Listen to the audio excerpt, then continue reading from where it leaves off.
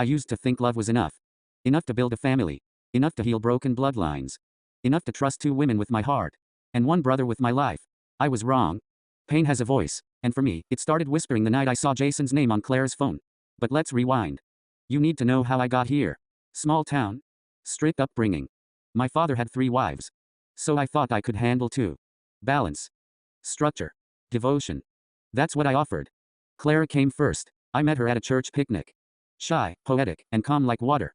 She wore her silence like armor. I was drawn to it. Mariam came 2 years later, a friend of Clara's cousin, sharp tongue, louder laugh. Fire in a denim jacket. She challenged me. Completed me. At least, that's what I told myself. Jason was my younger brother, only sibling. We shared everything. Bunk beds. Birthday cakes. Even trauma. Our father was cruel. Our mother ran away.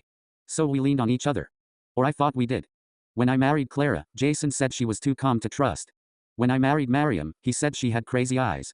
I should have listened. But back then, I thought he was just being overprotective. Now I know better. He was jealous. He always was. Of my work ethic. My peace. My home. So he did what jealous people do. He broke it. Not with fists. But with whispers. With laughter. With touch. I didn't see it coming. Because I was too busy providing. Working 2 jobs. Building a savings. Planning a future. And while I was breaking my back for our home, he was breaking into our bed. One night, I came home early. Unannounced. Tired. Ready to collapse. The house was quiet. Too quiet. I checked the rooms. Found Clara asleep. Mariam in the shower. Jason, just stopping by. He had wine on the table. Laughed when I asked why. Celebrating, he said. I thought nothing of it.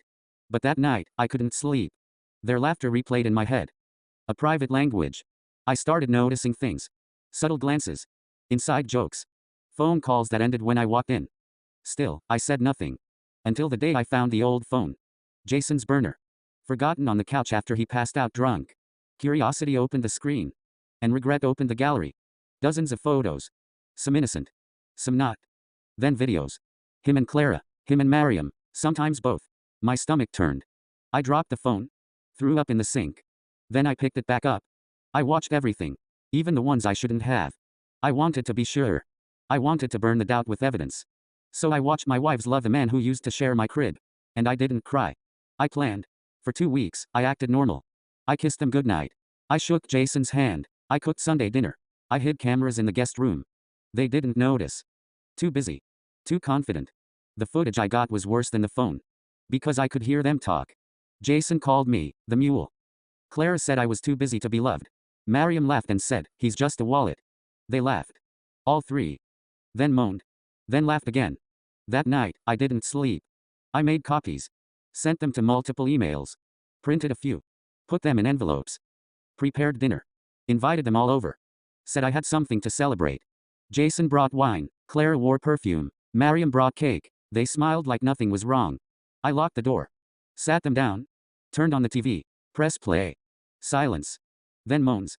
Then their faces dropped. Jason stammered. Clara cried.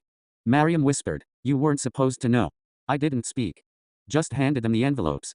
Divorce papers. Footage stills. A note that read, you 3 deserve each other. Then I walked out. Left them there. Didn't look back. Moved into a tiny apartment over a butcher shop. No furniture. Just a mattress and my thoughts. Weeks passed. Jason called. I blocked him. Clara came crying. Said she was pregnant. I asked. His. She didn't answer. I closed the door. Mariam sent flowers, then a long email. Said she was lost. Said I was the only one who made her feel safe. I marked it as spam. Jason tried again. He was spiraling.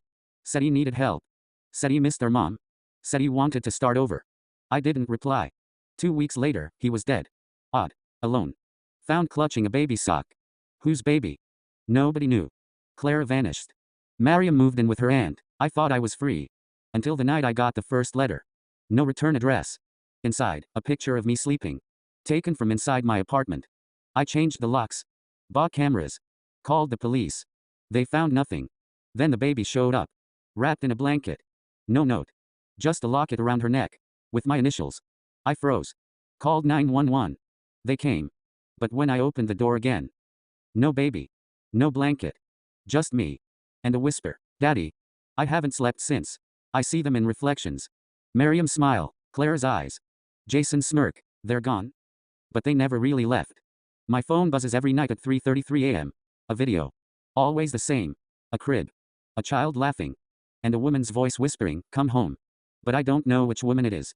Sometimes I dream of holding a baby. Sometimes the baby bites. Sometimes it laughs like Jason. I tried moving again. Didn't work. The letters follow. The dreams follow. The cries follow. And deep inside, I feel like the house I walked out of that day never let me go. It lives in me. They live in me. And every night, I wonder. Was the baby real? Was any of it real? Or did my mind break the night I hit play? All I know is this. When you let betrayal live in your home, it doesn't move out. It waits. It grows. It becomes something else. And one day, it comes for you. With your face. With your voice. With your blood. Calling you. Daddy.